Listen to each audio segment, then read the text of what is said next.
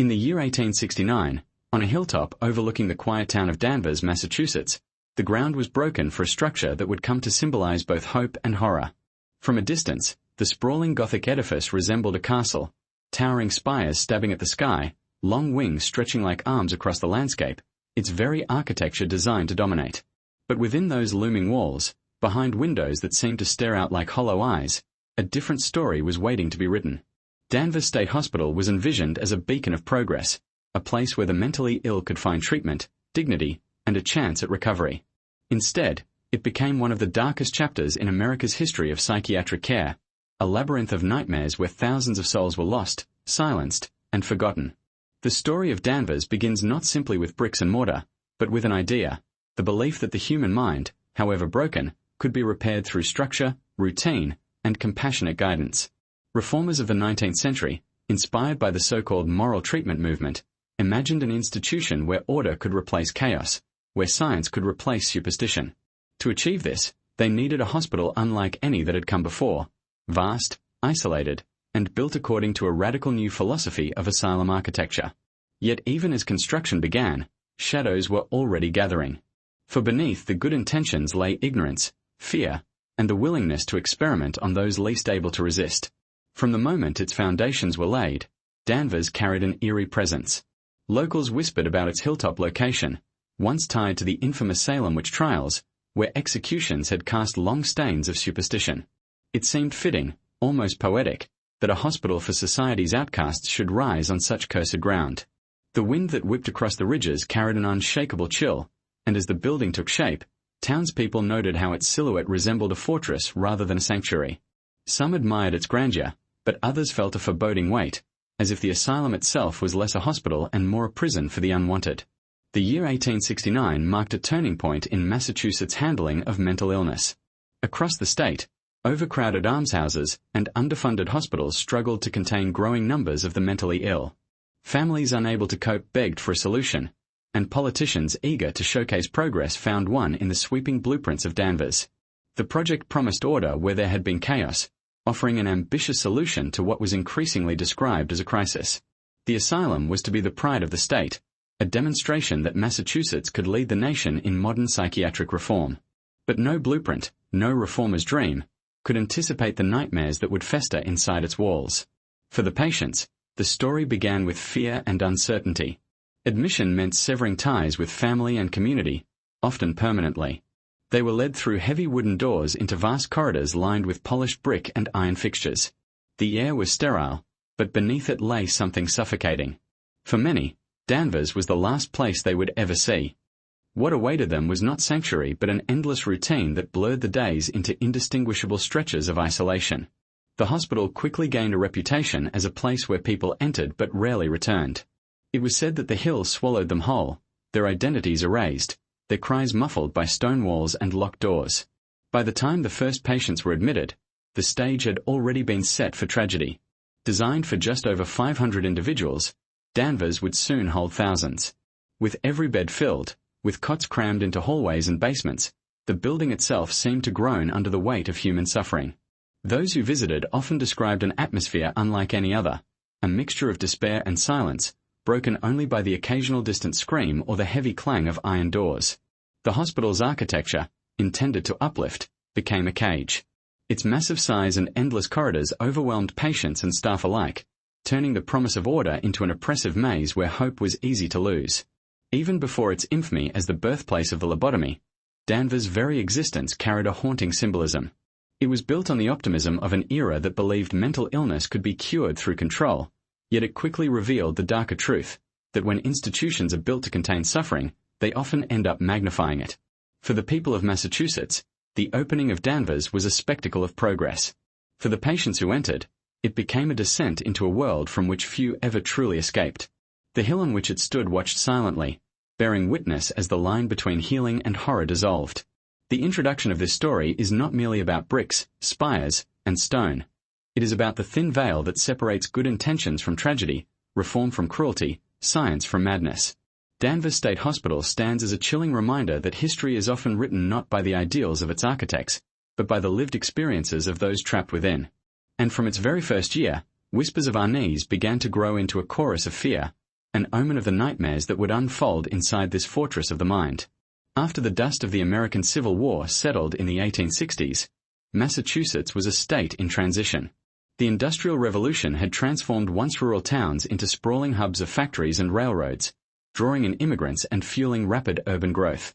The human cost of that progress, however, was immense. Veterans returned home scarred in both body and mind, while impoverished families crowded into cities where disease, alcoholism, and mental instability ran unchecked. For reformers, this was an age of optimism, a chance to apply science, reason, and moral order to society's most pressing problems. For the mentally ill, it was an age of uncertainty, where compassion and cruelty were often separated by the thinnest of lines. It is here, in this turbulent context, that the seeds of Danvers State Hospital were planted. 19th-century America was in the grip of a reformist spirit. From abolitionists to temperance advocates, from women's rights activists to prison reformers, every corner of life was being questioned and reshaped. Among the loudest voices were those who championed the cause of the mentally ill. Prior to this movement, those suffering from psychiatric conditions were often confined to almshouses, jails, or left to wander the streets. They were viewed as burdens rather than patients, objects of fear rather than individuals in need of care. But by the mid-1800s, a new philosophy had gained traction, the doctrine of moral treatment. This approach, influenced by European models, emphasized kindness, structure, and peaceful surroundings as a way to rehabilitate troubled minds. The asylum, it was believed, could serve as both sanctuary and cure. Massachusetts embraced this philosophy with fervor.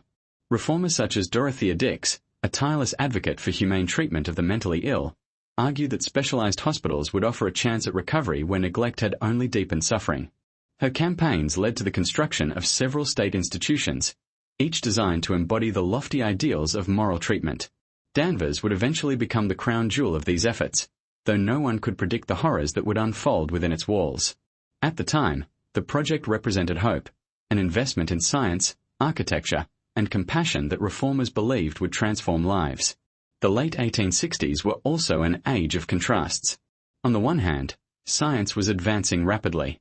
Theories of the human brain, however flawed, promised new insights into mental illness. Physicians spoke of nervous disorders, melancholia, and hysteria in increasingly clinical terms. On the other hand, superstition and fear still lingered. In small towns across Massachusetts, whispers of witchcraft, curses, and madness clung stubbornly to folklore. The infamous Salem witch trials, though nearly 2 centuries past, remained etched into the cultural memory, their legacy of fear and scapegoating never entirely forgotten. The decision to place Danvers State Hospital on a hill overlooking the old Salem village carried with it echoes of this grim history. Whether intentionally or not, the asylum would rise on ground haunted by both myth and memory. The construction of Danvers reflected broader architectural trends of the period. The Kirkbride Plan, a revolutionary blueprint for mental hospitals, became the gold standard. Conceived by Dr. Thomas Story Kirkbride, this design emphasized long, staggered wings that radiated from a central hub, allowing maximum sunlight, ventilation, and separation of patients by condition. It was meant to balance structure with serenity, to create an environment that soothed rather than confined. Massachusetts officials saw in this plan the perfect solution to their growing crisis, a hospital that was both functional and symbolic, a grand monument to progress and order. But ideals on paper rarely survive the realities of overcrowding, underfunding, and human frailty. In truth, the push for asylums was driven as much by social pressure as by compassion. Families overwhelmed by relatives they could not care for demanded relief. Cities choked with poverty sought to remove undesirables from public view. Politicians, eager to display Massachusetts as a beacon of reform, embraced large-scale projects that projected authority and modernity. Danvers, therefore, was not only a medical institution but a political statement, a declaration that society could control what it feared most: chaos, madness, and the breakdown of order. Yet beneath this optimism lurked contradictions. For every reformer advocating gentle care, there were bureaucrats calculating costs and legislators eager to hide social problems from sight. For every promise of healing, there was an unspoken acknowledgement that asylums also functioned as warehouses, places to deposit those who could not be managed elsewhere. Even before the first patient was admitted, Danvers carried the weight of impossible expectations. It was to be a place of healing, yet also a place of exile. It was to offer dignity, yet also strip away identity. These tensions would shape its destiny, and ultimately ensure that the hospital's story would be remembered not as triumph, but as tragedy. The 1860s also marked a shift in how society viewed mental illness itself. Increasingly, doctors framed psychiatric disorders as medical conditions rather than moral failings. This shift suggested progress, but it also invited experimentation. With no clear cures, physicians turned asylums into laboratories, testing theories on the very people society had cast aside. Patients were subjected to treatments that ranged from the benign, rest, diet, and fresh air, to the extreme, restraints, isolation, and invasive procedures. Reformers imagined science as salvation, but in practice, it often became another form of control. Danvers was conceived in this environment, where hope and hubris coexisted, and where the boundary between therapy and torment was frighteningly thin. The Massachusetts of 1869 was therefore a place of paradox. It was progressive yet haunted, compassionate yet cruel, rational yet superstitious. The decision to build Danvers State Hospital reflected these contradictions. To some, it was a shining example of how far society had come in its treatment of the mentally ill. To others, it was a grim reminder that institutions, however well-intentioned, often become monuments to suffering. As the cornerstone was laid and the walls began to rise, few could have imagined the shadows that would one day stretch from its windows. The asylum promised light, but in time it would become one of the darkest places in American history. And so, as 1869 dawned, Massachusetts stood proudly at the forefront of mental health reform. Newspapers spoke of progress, reformers praised the future, and politicians celebrated a victory for public welfare. Yet already, cracks were forming in the foundation, not just in the stones of the building, but in the philosophy that underpinned it. Danvers was not merely a hospital. It was a reflection of its age, an age that sought to impose order on madness, but too often created deeper madness in the process. The Hilltop Asylum would come to embody the very contradictions of the society that built it, and its legacy would echo far beyond Massachusetts, into the very heart of America's troubled history with mental illness. When the decision was finalized to create a new asylum on the hills of Danvers, the state turned to an architect whose vision would come to define the institution's haunting identity. Nathaniel J. Bradley, a prominent Boston architect, was entrusted with the task of shaping a facility that would embody the very spirit of reform. His design followed the guidelines of the Kirkbride Plan, a radical blueprint for mental hospitals that sought to merge architecture with therapy. The structure would not be a simple building, but a carefully engineered environment meant to heal. Yet in the sprawling wings, the towering central steeples, and the labyrinth of corridors he designed, something else was born, something that felt less like sanctuary and more like a fortress of shadows. The Kirkbride philosophy, pioneered by Dr. Thomas Story Kirkbride, was revolutionary for its time. He believed that the environment itself could play a vital role in curing mental illness. Patients should be surrounded by beauty and order, exposed to sunlight and fresh air, and housed in a building that inspired calm rather than terror. The plan called for a central administration building flanked by long, staggered wings, each tiered outward so that light and air reached every room. The sickest patients were to be placed at the farthest ends, while those deemed more stable lived closer to the center. This progression was meant to symbolize recovery, guiding patients from the shadows of madness toward the light of reintegration. On paper, it was a design of hope. In practice, at Danvers, it became a design of despair. The site chosen was as symbolic as the architecture itself.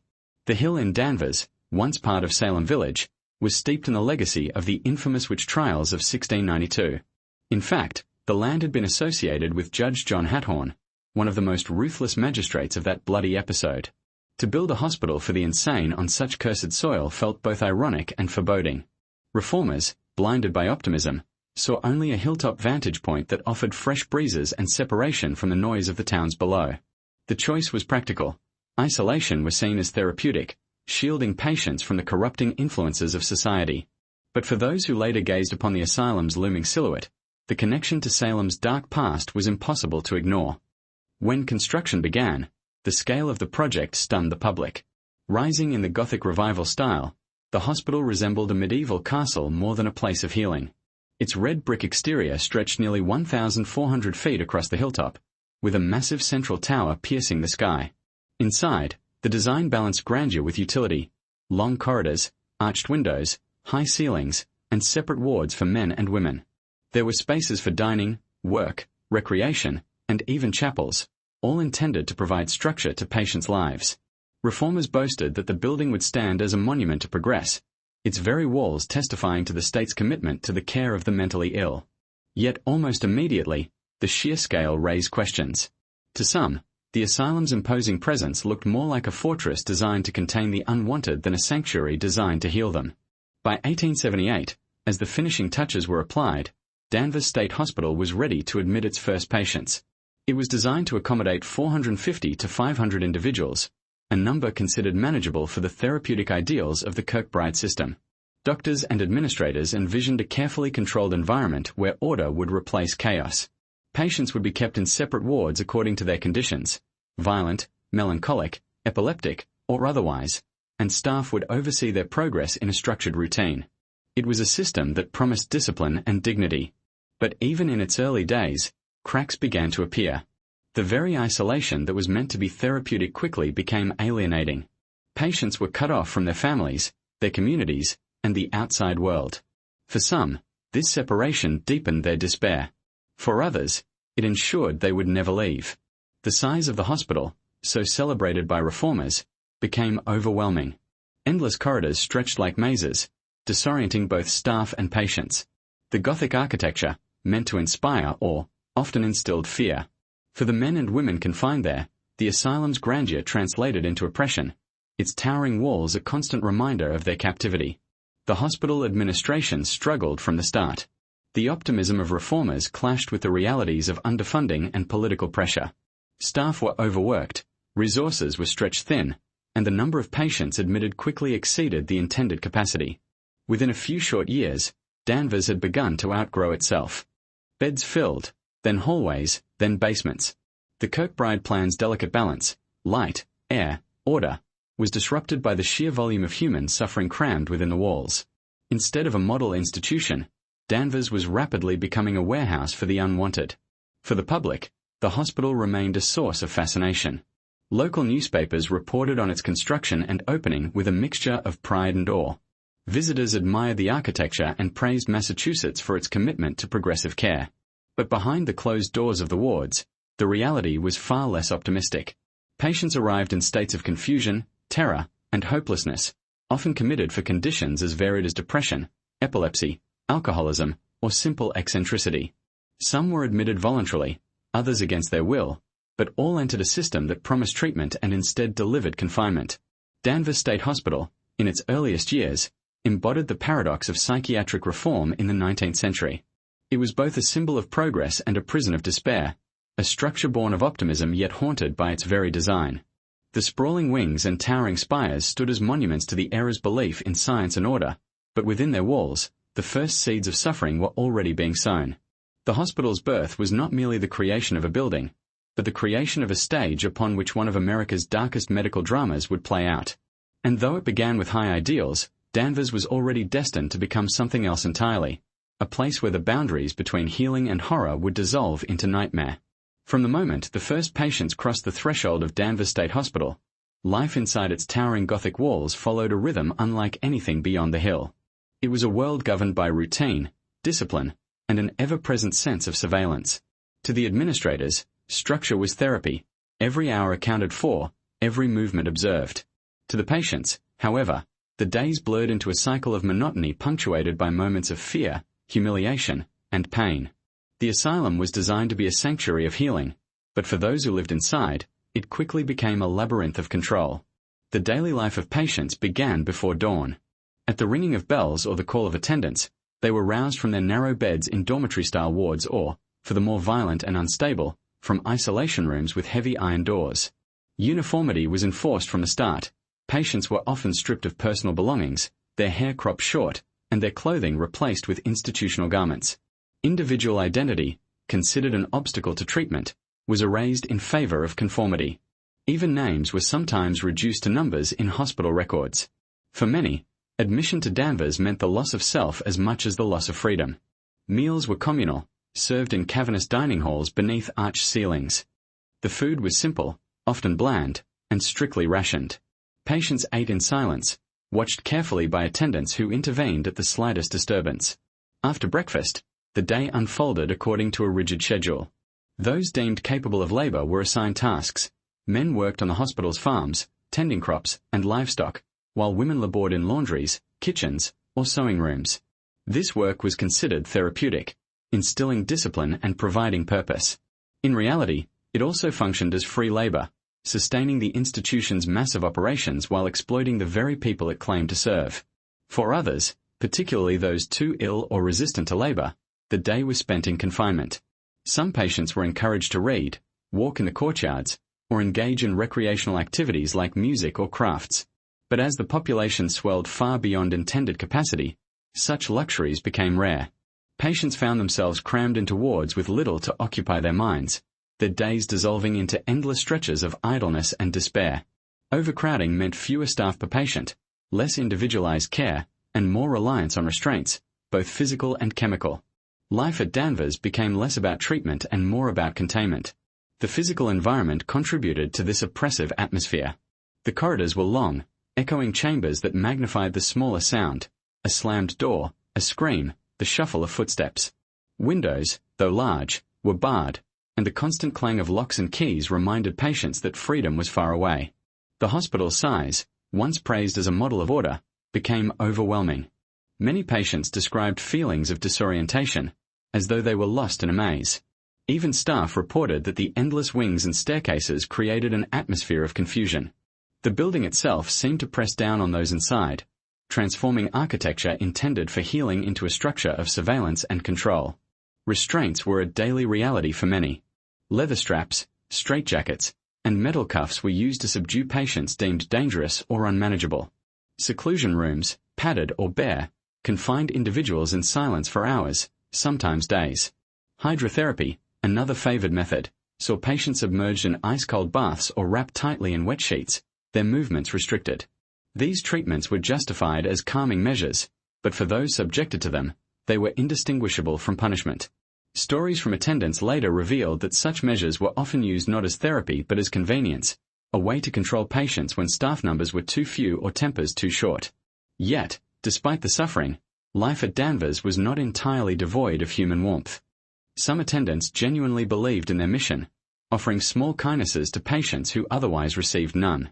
There were moments of fleeting joy, music played in recreation rooms, religious services that brought a sense of community, occasional outings into the hospital gardens.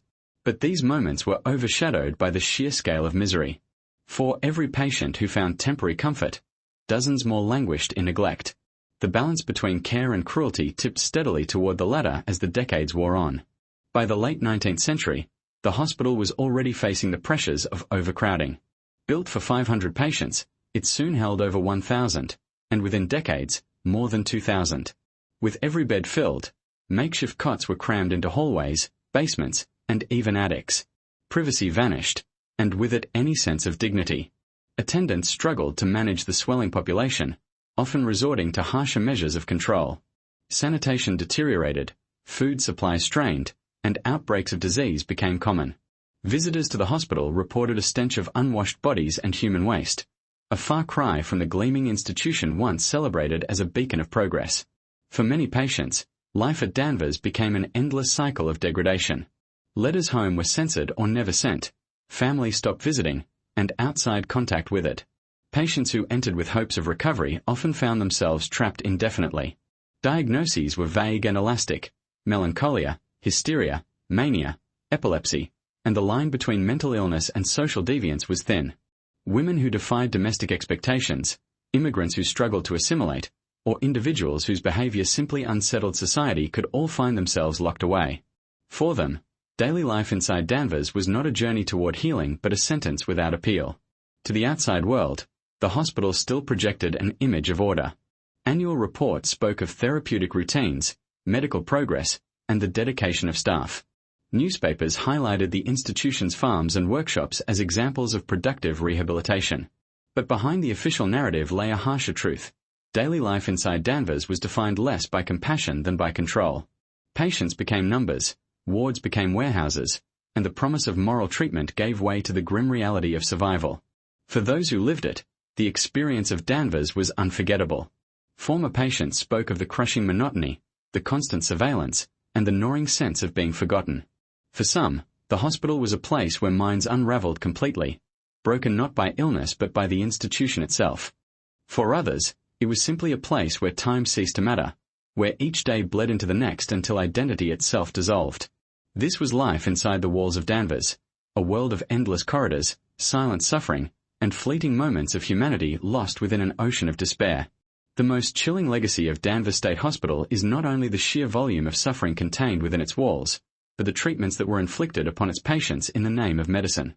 What reformers once envisioned as a place of moral care quickly transformed into a laboratory of experimentation, where the boundary between therapy and torture blurred until it was nearly impossible to tell the difference.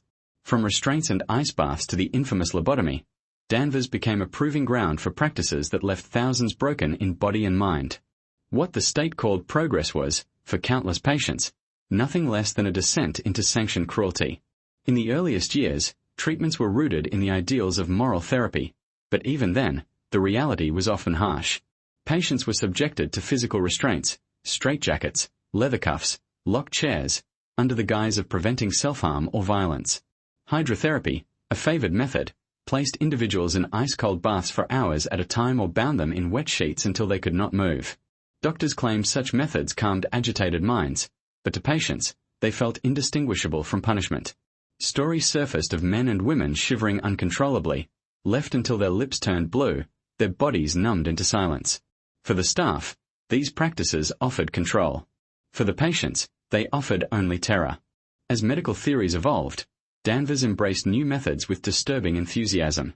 Electroconvulsive therapy, then called electroshock, was introduced as a way to reset the brain. Patients were strapped to tables, electrodes pressed against their temples, and jolts of electricity surged through their skulls. Their bodies convulsed violently, teeth shattering, bones sometimes breaking under the force.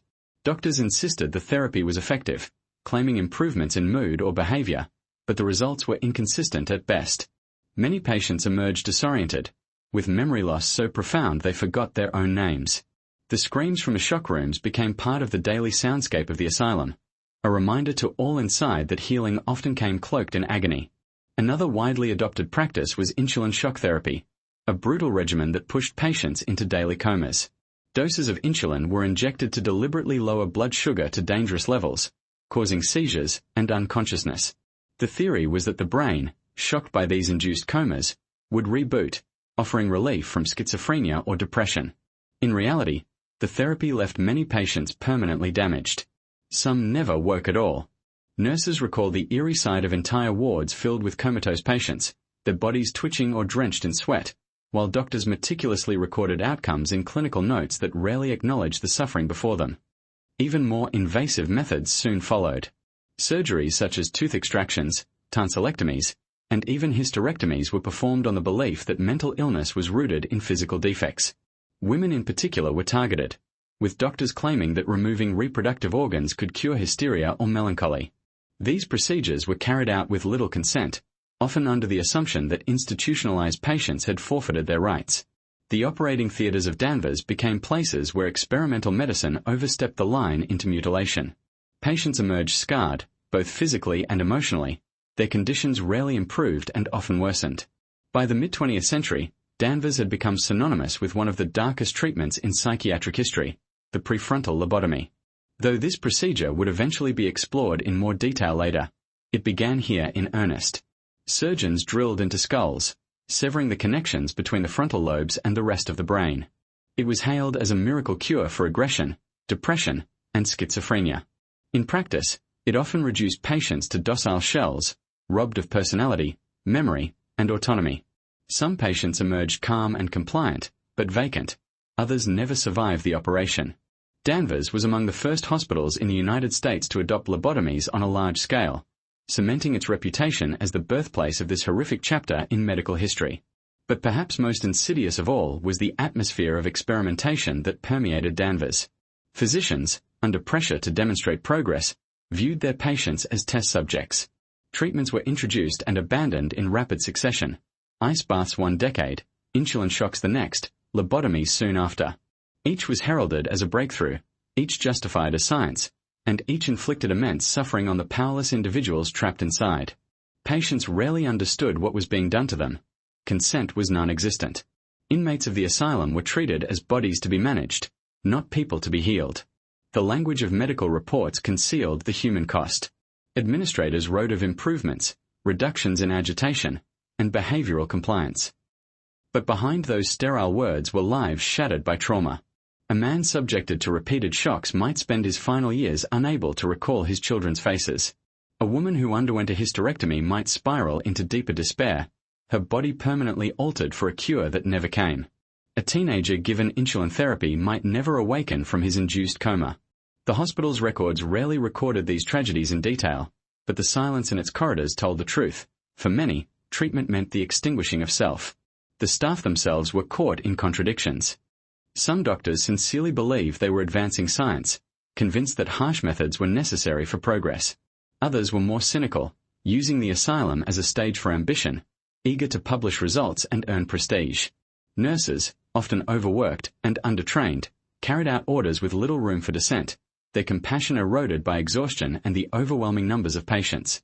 In such an environment, cruelty could be rationalized, normalized, and eventually forgotten. For patients, the treatments defined their existence. Each day carried the possibility of being strapped to a table, dunked into a bath, or led into a surgical room. The anticipation of pain was itself a form of torture. Many became silent, withdrawn, their spirits broken not by mental illness but by the relentless assaults of so-called therapy. To outsiders, Danvers remained a place of science and progress. To those inside, it was a theatre of suffering, where every cure came at the cost of dignity, autonomy, and often life itself. The tragedy of Danvers lies in this paradox. The treatments inflicted there were not the result of malice alone, but of a society desperate to control what it could not understand. Doctors sought cures, politicians demanded results, and families prayed for miracles. In their pursuit of solutions, they sanctioned practices that destroyed the very people they sought to save. The history of Danvers State Hospital is therefore not just the story of a single institution, but a chilling reminder of what happens when human suffering becomes an opportunity for experimentation. The line between treatment and torture vanishes, and what remains are scars that echo long after the screams have faded. The reputation of Danvers State Hospital as a place of nightmares did not emerge from architecture alone, nor solely from the harsh treatments carried out within its walls. It was built on the lives, and often the deaths, of thousands of men, women, and children who passed through its wards and never came out again. Their names, in most cases, were erased from history. Their identities dissolved into numbers and logbooks, their bodies laid in unmarked graves on the hospital grounds. Each patient carried a story. Some were tragic, some cruel, some simply forgotten. Together, these stories formed the shadows of suffering that lingered in Danvers long after the doors closed. Among the most haunting aspects of the hospital's history is the sheer number of lives lost there. Designed to house around 500 patients, Danvers swelled to accommodate more than 2,000 at its peak. Overcrowding, poor sanitation, and lack of medical oversight created conditions ripe for disease and neglect. Tuberculosis, pneumonia, and influenza swept through the wards with devastating regularity. Patients, already weakened by malnutrition and inadequate care, often stood little chance of survival. Death was so common that the hospital established its own burial grounds, simple fields where bodies were interred beneath markers bearing only numbers, no names. To this day, hundreds of anonymous graves remain scattered across the property, silent witnesses to forgotten lives. Records from the late 19th and early 20th centuries reveal a litany of disturbing cases. Patients committed for minor conditions, such as postpartum depression, epilepsy, alcoholism, or even domestic disobedience, often languished for decades. Many died within the hospital, their illnesses compounded by mistreatment. One documented case involved a young woman admitted for what doctors termed nervous exhaustion. Within months, she was subjected to repeated restraints, ice baths, and eventually electroshock. Her health deteriorated rapidly, and she died at the age of 24. Official reports listed heart failure as the cause of death, but nurses who later spoke out suggested she had simply been broken by the treatments themselves. Neglect was another recurring theme. As the hospital grew overcrowded, staff were stretched beyond capacity. Attendants sometimes managed wards of 50 or 60 patients alone. Hygiene deteriorated to appalling levels. Reports described patients lying in soiled bedding for days, their cries ignored. Malnutrition became common, with meager rations that barely sustained life. In such conditions, patients who required specialized care, those with chronic illnesses, physical disabilities, or severe psychiatric conditions, often wasted away in silence. Scandals occasionally reached the outside world, pulling back the curtain on the horrors within. In the early 1900s, a series of newspaper exposés described patients restrained for weeks at a time, left in filth, or beaten by attendants. Families who visited spoke of their loved ones appearing gaunt, bruised, or unrecognizable. One particularly infamous incident involved a patient discovered dead in a restraint chair, his body slumped after being left unattended for hours. The hospital labeled it an accident. For the public, it was a glimpse of the truth, that Danvers, far from being a place of healing, was a place where suffering was hidden until it could no longer be ignored. Some of the most heartbreaking accounts come from children. Though primarily built for adults, Danvers also admitted adolescents and, in some cases, younger children deemed unmanageable. Many of these were orphans or wards of the state, with no family to advocate for them. Inside the asylum, they endured the same treatments as adults: restraints, isolation, even experimental therapies. Their voices were the quietest, their fates the easiest to erase. Records indicate that children as young as 10 were buried in the hospital cemeteries, their short lives consumed by an institution that was supposed to protect them. The staff were not immune to the corruption of the system. Over the decades, cases of abuse and misconduct surfaced. Some attendants, overwhelmed and embittered, lashed out at patients with physical violence. Others engaged in theft, stealing from the meager belongings of those in their care. There were even allegations of sexual abuse, though these were rarely pursued in court. The imbalance of power within the asylum made such violations possible, with patients too discredited or silenced to defend themselves.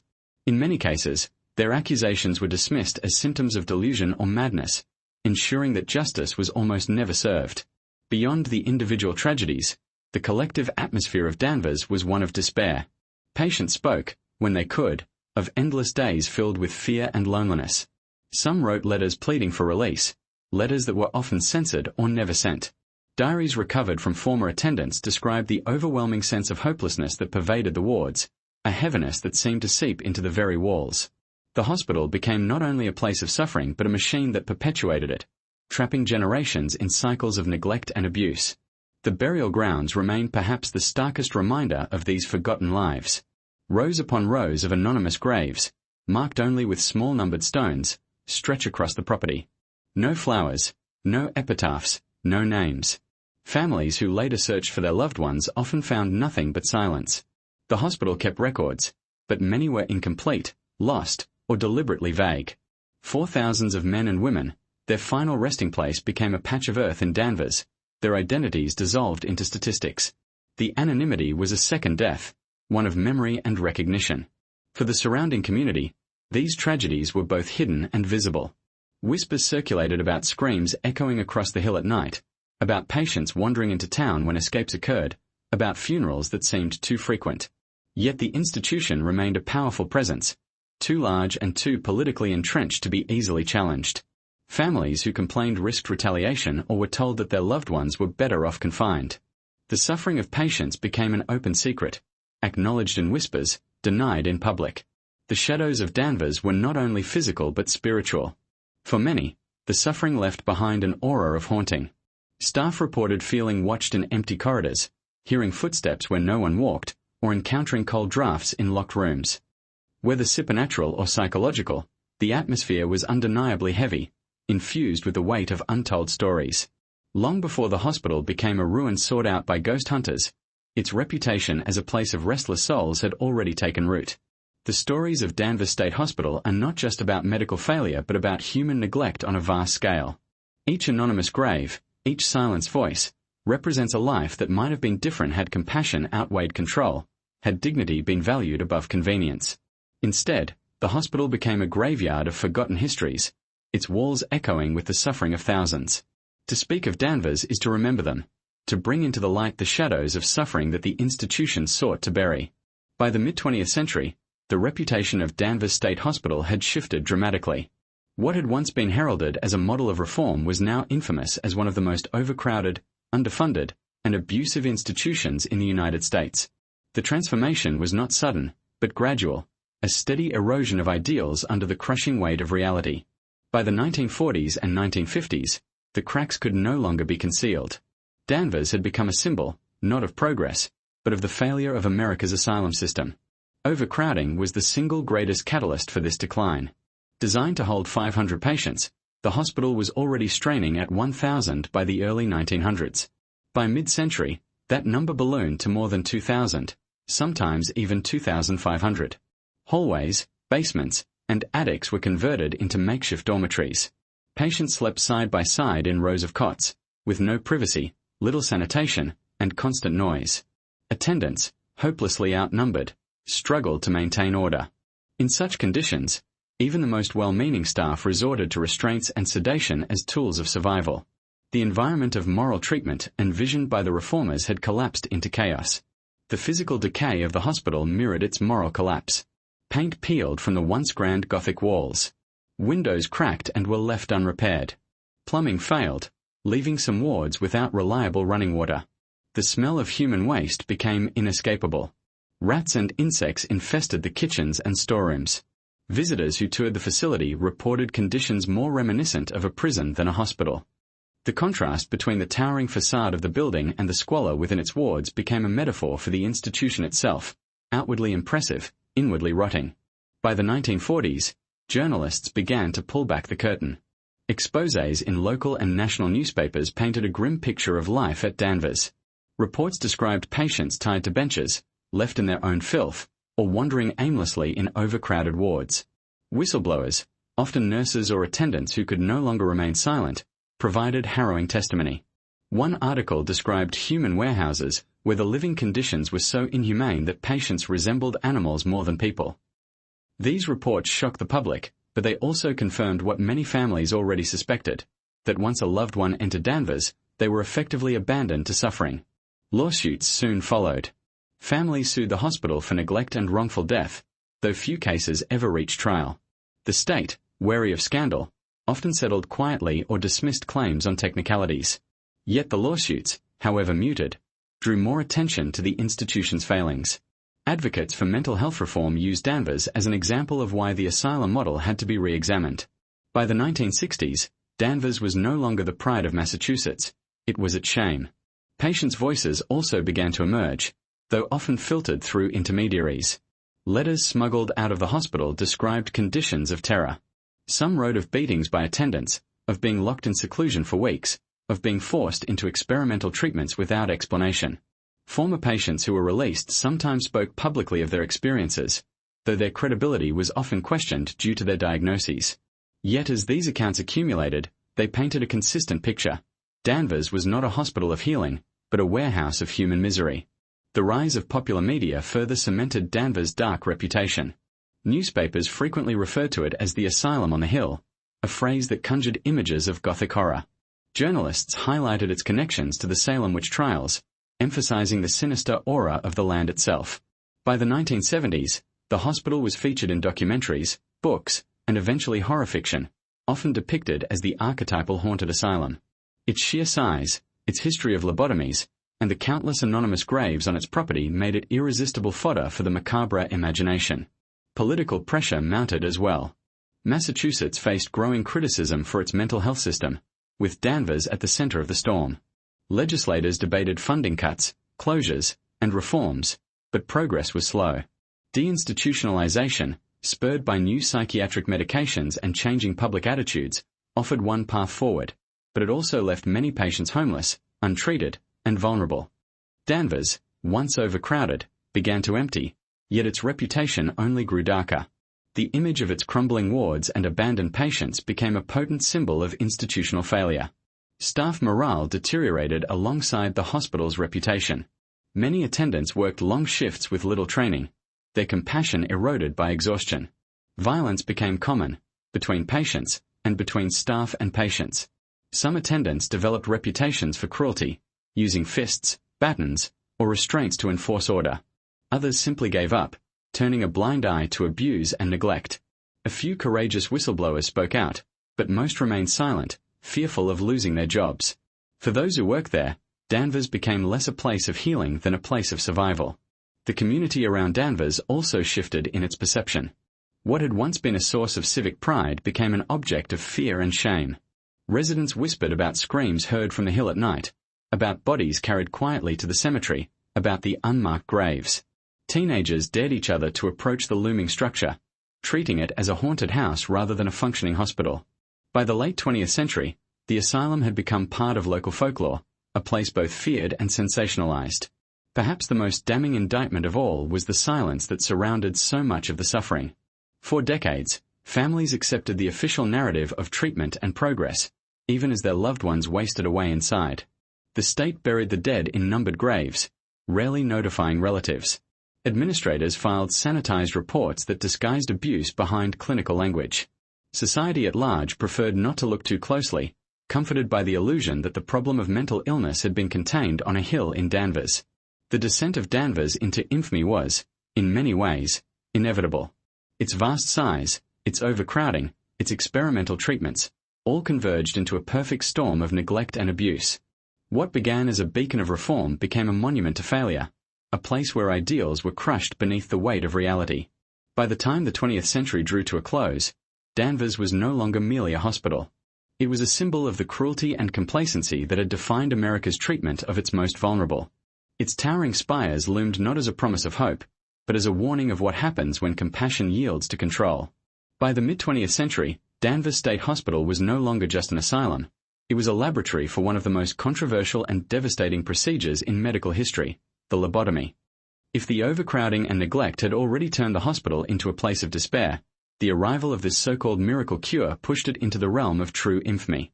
Here, in the very halls of Danvers, some of the earliest large-scale lobotomies were performed, forever altering the lives of patients in ways both horrifying and irreversible. To the medical establishment of the time, Danvers was hailed as a pioneer. To those who endured the procedure, it was a sight of unspeakable violation. The lobotomy was the brainchild of Portuguese neurologist Antonio Egas Moniz, who in 1935 first introduced the idea of severing connections in the brain's frontal lobes to treat mental illness. He believed that mental disorders were the result of fixed patterns of thought, and by disrupting those neural pathways, patients could be freed from their symptoms. For this work, Moniz would later receive the Nobel Prize in Medicine, a fact that underscores the chilling acceptance of the practice by the global medical community. From Europe, the procedure quickly spread to the United States, where psychiatrists desperate for solutions to overcrowded asylums seized upon it with fervor. Danvers became one of the first American institutions to embrace the lobotomy. The timing could not have been more consequential. The hospital, already bursting with thousands of patients, was drowning in chaos. Staff were overwhelmed, treatments like electroshock and insulin therapy were producing inconsistent results, and the state demanded answers. Into this environment came Dr. Walter Freeman and his collaborator Dr. James Watts, the American champions of lobotomy. Freeman, in particular, was a charismatic figure who saw himself as a revolutionary, unafraid to push boundaries. When he arrived at Danvers, he found both eager doctors and a surplus of patients deemed suitable for experimentation. The procedure itself was deceptively simple and horrifying in its execution. In its early form, surgeons drilled holes into the skull, inserting instruments to cut the white matter of the frontal lobes. Later, Freeman introduced his infamous ice pick technique, known as the transorbital lobotomy. With this method, he slid a thin metal pick through the eye socket, just above the tear duct, and with a few taps of a mallet, punctured the thin bone behind the eye. A sweeping motion severed the connections in the brain. The entire procedure could be completed in under 10 minutes, often without anesthesia, using only electroshock to render the patient unconscious. Freeman performed demonstrations with theatrical flair, sometimes completing dozens in a single day. At Danvers, hundreds of patients were subjected to this procedure. Many were selected not because they were truly violent or dangerous, but because they were difficult to manage, noisy, or simply non-compliant. The lobotomy was marketed as a cure-all for schizophrenia, depression, mania, and even alcoholism. In truth, it was little more than a crude form of brain damage. Patients who once resisted orders became docile, compliant, and easier to control. To administrators, this was considered success. To families, it was often a devastating transformation. The results varied wildly, but few could be called cures. Some patients emerged quieter, their agitation reduced, but along with it, their personalities, memories, and independence. Others became vacant, their eyes dull, their speech slurred, their capacity for self-care destroyed. A significant number did not survive at all, succumbing to hemorrhage, infection, or seizures. One nurse at Danvers recalled wards filled with patients who sat like statues, staring into nothing, drooling, unable to speak. These were the so-called successes, bodies that were easier to manage, minds erased. Yet despite the horror, lobotomies at Danvers were celebrated in their time. Doctors published glowing reports of improved behavior and reduced overcrowding. Freeman himself often photographed patients before and after surgery, proudly showcasing the transformation. The press, hungry for stories of medical miracles, reported on lobotomies with enthusiasm, calling them breakthroughs. In the 1940s and early 1950s, public perception largely aligned with medical optimism. Only later would the truth begin to surface. For the patients themselves, the lobotomy was a sentence disguised as salvation. Many were committed without consent, their families persuaded by doctors that this was their best, or only, hope. Some relatives later expressed regret, recalling how their loved ones returned unrecognizable, stripped of ambition, joy, or will. Children of lobotomized parents grew up with hollow shells where vibrant personalities had once been. In Danvers, these tragedies multiplied. One life after another reduced to silence in the name of progress. The atmosphere inside the hospital during the lobotomy era was one of grim efficiency. Operating rooms became assembly lines. Patients were prepped, shocked unconscious, and lined up for the procedure. Freeman's showmanship, often described as cavalier, added an element of grotesque performance. He was known to conduct surgeries without gloves, to pose with his instruments, and to speak of his patients in detached, clinical terms. To him, Danvers was a stage where he could demonstrate his daring methods. To the patients, it was a slaughterhouse of minds. By the late 1950s, the tide began to turn. New psychiatric drugs, particularly chlorpromazine, thorazine, offered less invasive alternatives to control symptoms. At the same time, reports of lobotomy's devastating consequences began to accumulate. Families spoke out, journalists investigated, and the medical community itself grew uneasy. In 1954, the Saturday Evening Post published a damning exposé, and Freeman's reputation began to crumble. Yet by then, thousands of lobotomies had already been performed across the United States, and Danvers bore more than its share of the toll. The legacy of lobotomy at Danvers is difficult to quantify in numbers, but its impact is unmistakable. The hospital became forever linked with the procedure, remembered as one of its earliest and most enthusiastic adopters. For decades, whispers spread through the community, stories of neighbors, relatives, and friends who had gone into Danvers vibrant and difficult, only to emerge vacant or not at all. The cemetery on the hospital grounds filled with more anonymous graves, many of them belonging to lobotomized patients who never recovered. Today, the lobotomy stands as one of the darkest chapters in medical history, a stark reminder of the dangers of unchecked experimentation and desperation masquerading as science. And in that history, Danvers holds a central place. The hospital's embrace of the procedure cemented its reputation as not only a place of neglect but of active harm, where the pursuit of control was valued above the sanctity of the human mind. The spires of Danvers, already looming with menace, came to symbolize not healing, but the surgical silencing of thousands of voices. The story of lobotomy at Danvers is not just a medical tale, it is a human one. It is the story of individuals robbed of their essence, families torn apart by misplaced trust, and a society so desperate to manage madness that it sanctioned the destruction of minds.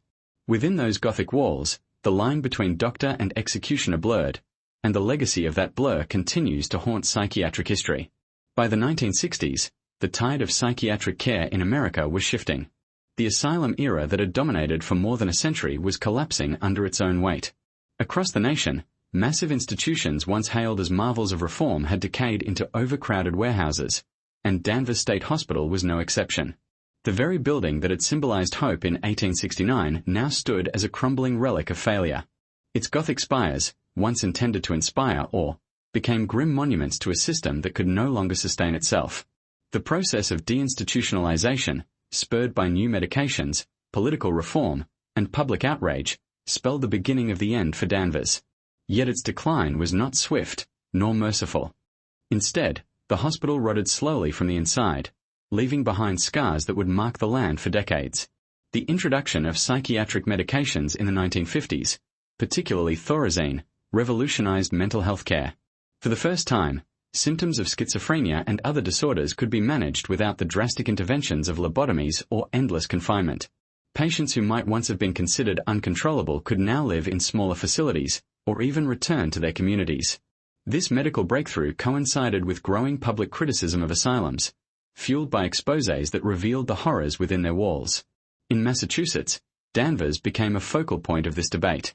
Politicians questioned the cost of maintaining such a massive institution, while reformers argued that smaller, community-based care was both more humane and more effective. But as the hospital's population began to shrink, its problems only deepened. By the late 1960s, many wards stood half-empty, their peeling paint and broken fixtures untouched. The reduction in patients did not mean an increase in resources. In fact, funding was cut further, leaving the remaining patients in even more dire conditions. Staff numbers dwindled, morale collapsed, and basic maintenance ceased. The once grand corridors echoed with silence, broken by the occasional shuffle of forgotten patients wandering aimlessly through decaying halls. For those left behind, the promise of deinstitutionalization was hollow. They were not reintegrated into society but abandoned in a collapsing system. The physical decay of Danvers mirrored its moral and institutional decline.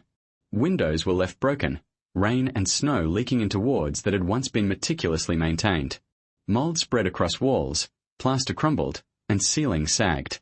Heating systems failed in the brutal Massachusetts winters, leaving patients to shiver in their beds. Insects and vermin found homes in the dark corners of the hospital, feeding on scraps left in uncleaned kitchens. The grand architecture that had once symbolized progress now felt like a mausoleum, the building itself deteriorating as though it could no longer bear the weight of the suffering it contained.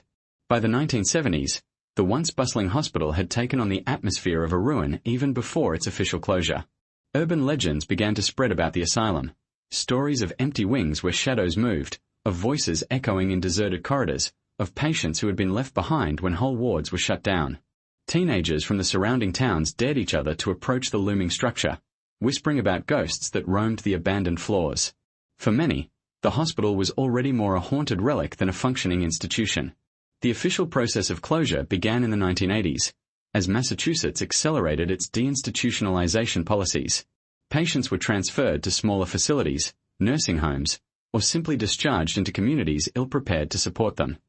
Many ended up homeless, wandering the streets of Boston and nearby towns, their conditions untreated. Families that had once been persuaded to commit their loved ones to Danvers now faced the burden of care alone. The hospital, once touted as the solution to society's mental health crisis, had become part of the problem. By the early 1990s, Danvers State Hospital stood largely empty, its massive wings sealed off, its windows shattered, its grounds overgrown. Vandalism and neglect accelerated the decay. Graffiti covered the walls, furniture was smashed, and files were scattered by trespassers who picked through the remnants of lives once confined there. Nature crept back into the building.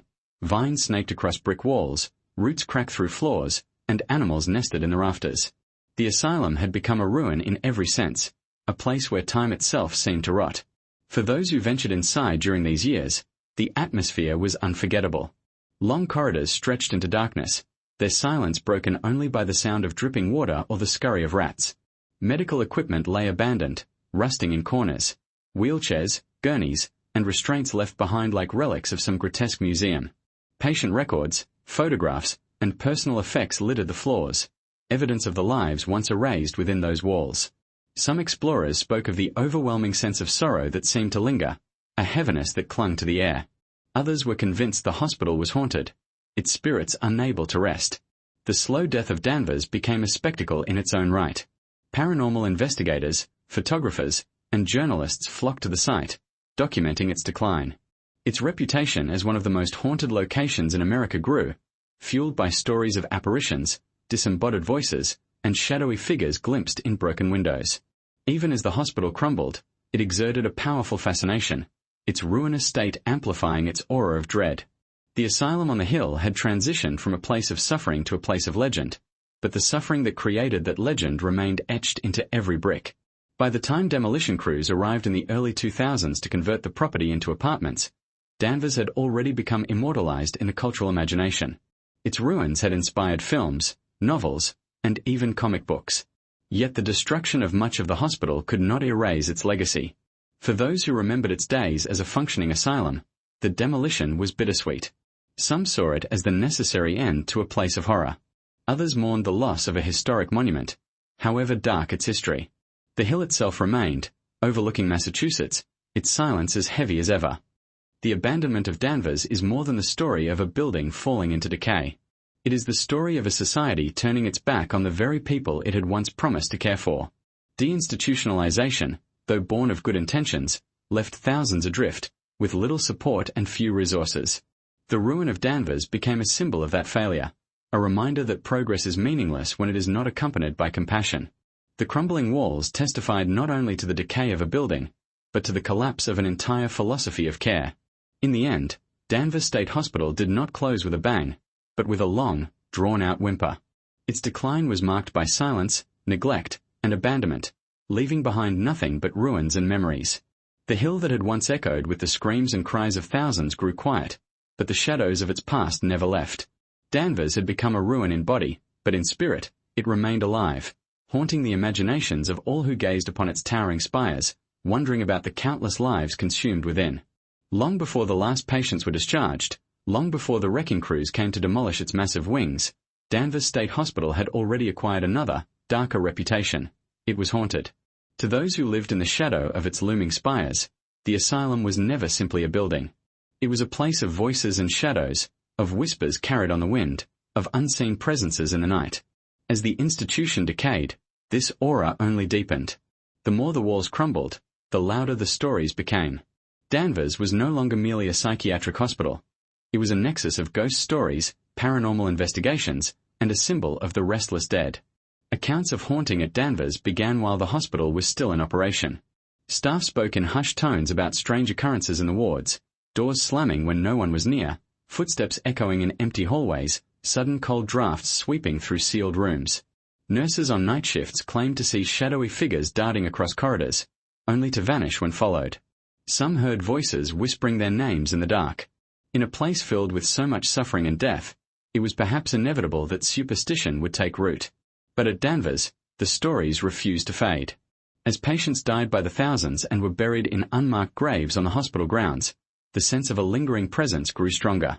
Visitors often described an oppressive atmosphere, a heaviness that settled on the chest the moment they crossed the threshold. Some claimed that photographs taken inside the building revealed figures that had not been visible at the time, ghostly silhouettes peering from broken windows or standing in doorways. Even skeptics admitted that the building carried a weight difficult to explain, a sense of accumulated sorrow that clung to its walls like a stain.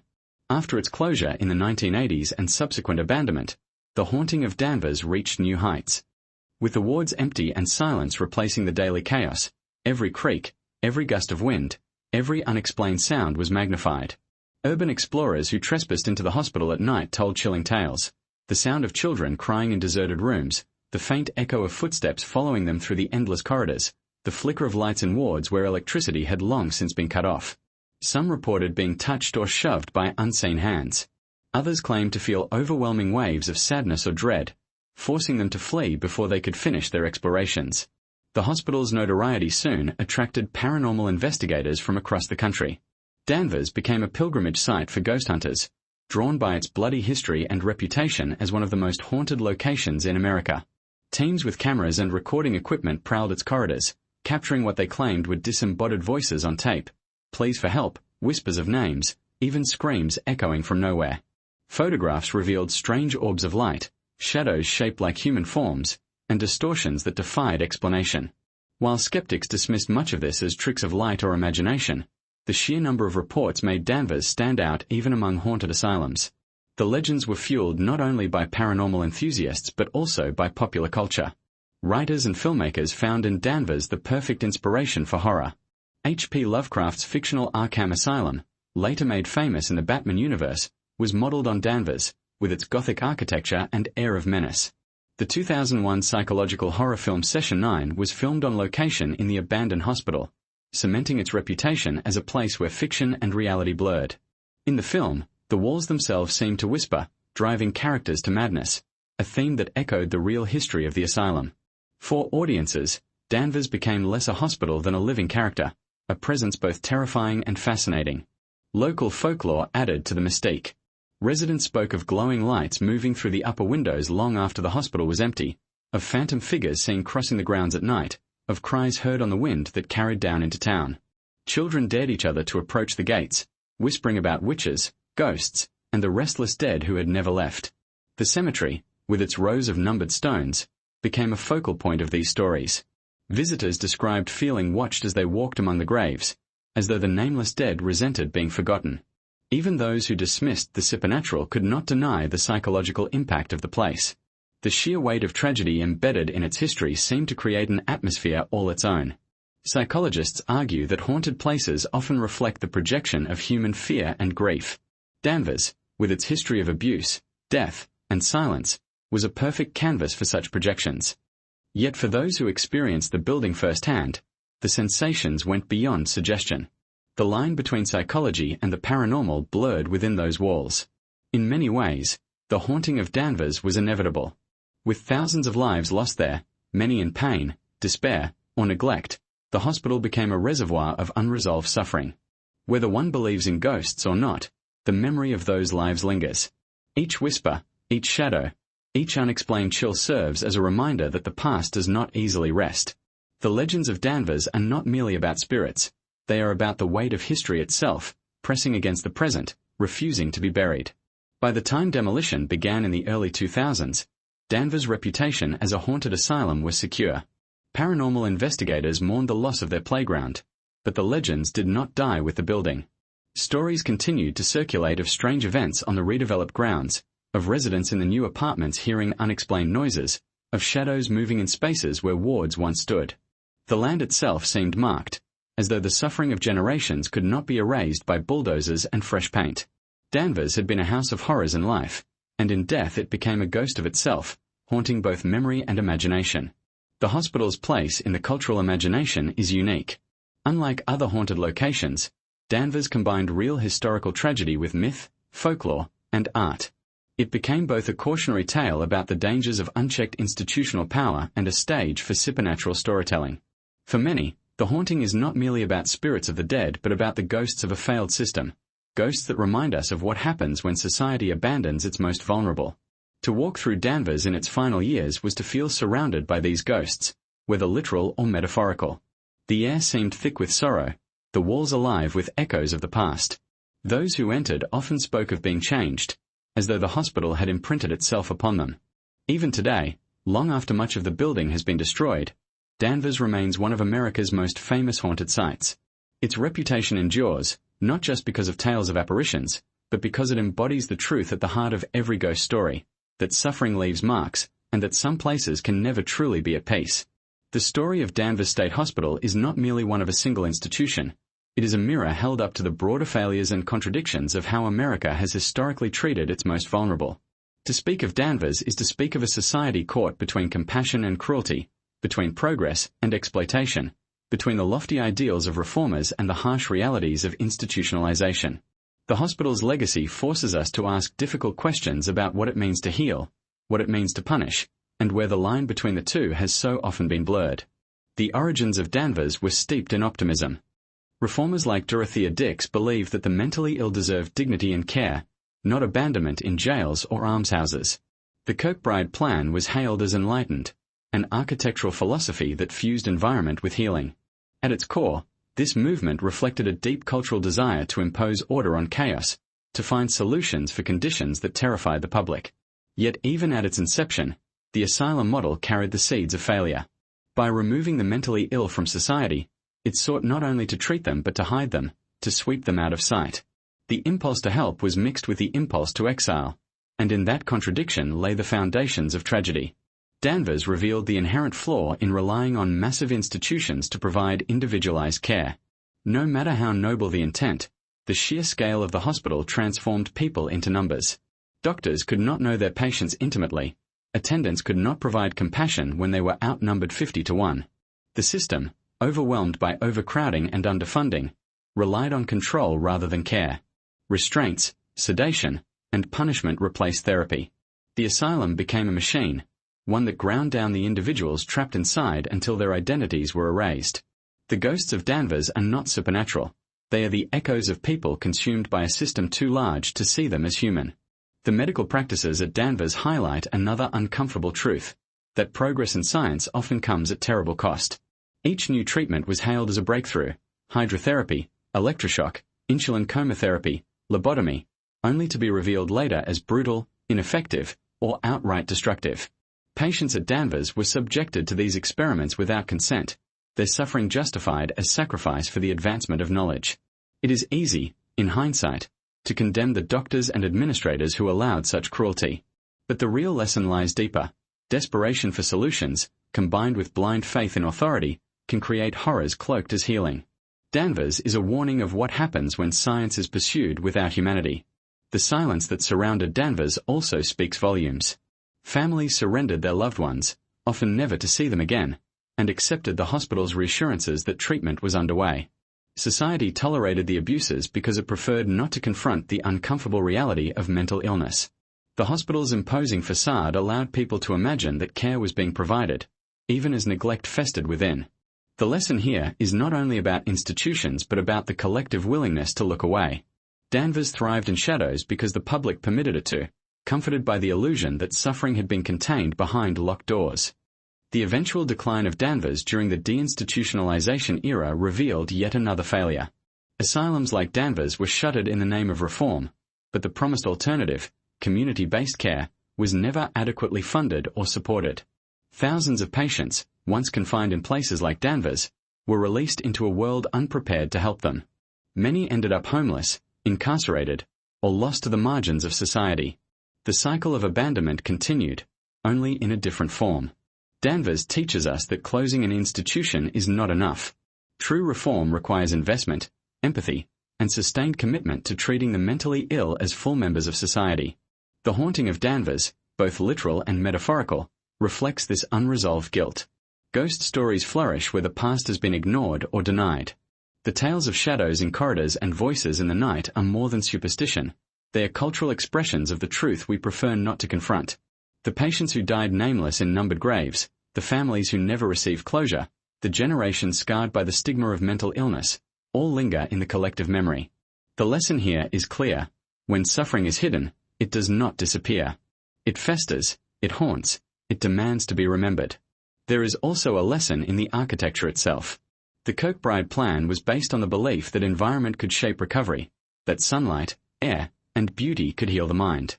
While the plan ultimately failed under the pressures of overcrowding, it contains a kernel of truth. Environment matters. The spaces we build reflect the values we hold. At Danvers, the grand design became a prison, its towering spires oppressive rather than inspiring. But its very existence reminds us that the way we shape our institutions, schools, hospitals, prisons, reveals how we view the people inside them. Danvers teaches us that when we build places to hide people away, we are not solving problems, we are burying them alive. On a broader scale, Danvers is a story about power. Those committed to the hospital had little say in their fate. Diagnoses were vague, commitments were often indefinite, and consent was rarely sought. The mentally ill became subjects of a system that decided their lives without their input. This imbalance of power remains a central issue in mental health care today. The lesson is that care without autonomy is not truly care. Treatment must be collaborative, respectful, and centered on the humanity of the patient, or it risks repeating the same patterns of domination and silencing. In remembering Danvers, we are forced to confront not only the mistakes of the past but the dangers of the present.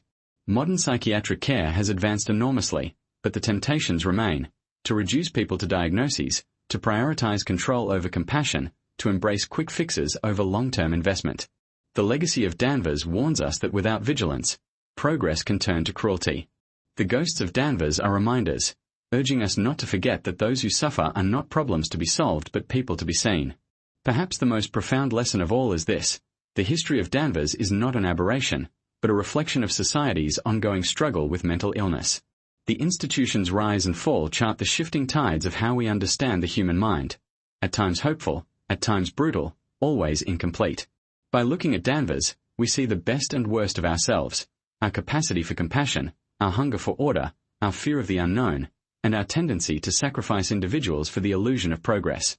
In the end, Danvers State Hospital forces us to ask, what does it mean to heal? Is it the silencing of symptoms, no matter the cost, or is it the restoration of dignity, identity, and connection? The hospital's history offers a stark answer. Healing cannot come from walls of stone, from restraints, or from knives cutting into brains. It comes from recognizing the humanity of those who suffer, from refusing to hide them away, from ensuring that their voices are not lost in silence. Danvers failed in this mission. Its ruins remain as a reminder of what happens when we forget. The hill where Danvers State Hospital once stood still watches over the towns below, its silence carrying the weight of everything that happened there.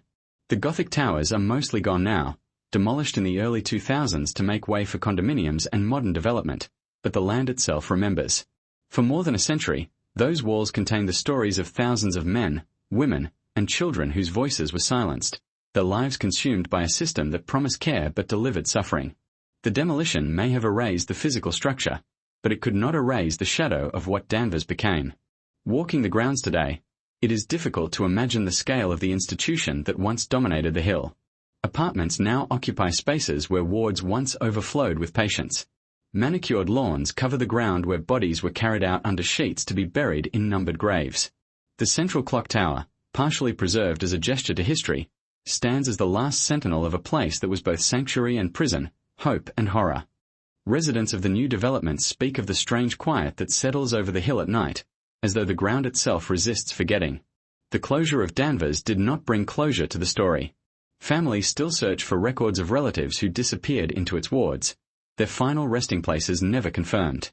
Advocates for mental health reform continue to invoke the asylum as a warning, a symbol of what happens when care becomes confinement. Paranormal investigators still visit, convinced that the spirits of patients linger in the soil, their suffering too great to release. In this way, Danvers remains alive, less a building than an idea, a reminder that the line between progress and nightmare is far thinner than we like to believe. The lessons of Danvers are heavy, but they are necessary. They remind us that good intentions are not enough.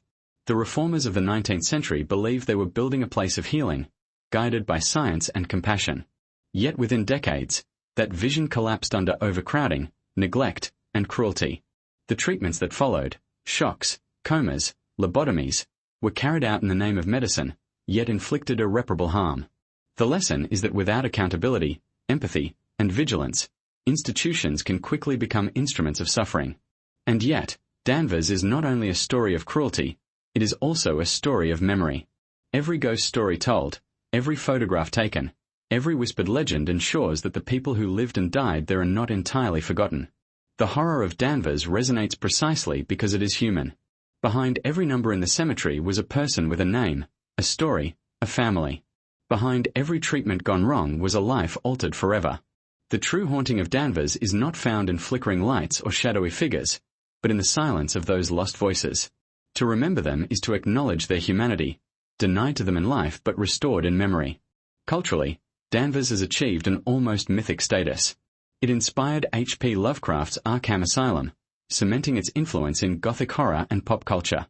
It was immortalized in the film Session 9, where the building itself seemed to breathe malevolence. It has been written about, photographed, investigated, and whispered about for decades. But beneath the layers of fiction lies a deeper truth. The fascination with Danvers endures because it represents real suffering. Its legend grips us because it forces us to confront the darkest aspects of how society has treated those it deems other. The ghosts of Danvers are metaphors as much as they are apparitions, symbols of our collective guilt. As we reflect on Danvers, it is impossible not to wonder what remains on that hill. Are the whispers of patience still echoing through the soil? Are the restless dead pacing the grounds, unwilling to leave? Or is the haunting something more abstract, the presence of memory itself, lingering because it demands to be acknowledged? Perhaps the land is not haunted by spirits, but by history, a history that refuses to be paved over or demolished, a history that insists on being told again and again. For those who gaze upon the hill today, there is an undeniable eeriness. The apartments may be new, but the ground beneath them is old, marked by generations of suffering. Some residents report strange occurrences, footsteps in empty halls, whispers at night, cold drafts in sealed rooms. Others simply describe an atmosphere, a heaviness that cannot be explained. Whether supernatural or psychological, these sensations speak to the same truth. Danvers has not gone quietly into history.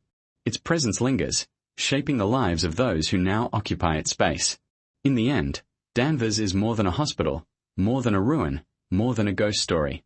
It is a monument to the complexities of human nature, our desire to heal, our capacity for cruelty, our fear of difference, and our ability to forget. It is a reminder that progress is fragile, that without compassion, science can become a weapon, and that the voices of the vulnerable must never be silenced. Danvers demands that we remember not only the architecture, not only the scandals, but the people. It asks us to confront our history honestly, however uncomfortable, and to ensure that such suffering is never repeated. The hill still watches. Its silence is not empty, but filled with echoes.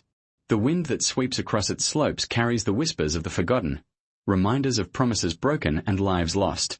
The story of Danvers State Hospital is not finished, for it continues to live on in memory, in legend, in the very soil of Massachusetts. To tell this story is to keep those voices alive, to acknowledge that even in ruins, the past is never truly gone. And so, as the sun sets behind the preserved clock tower and the shadows lengthen across the hill, one truth remains. Danvers may be gone, but its ghosts, both literal and metaphorical, will never rest. The hill still watches, and it always will.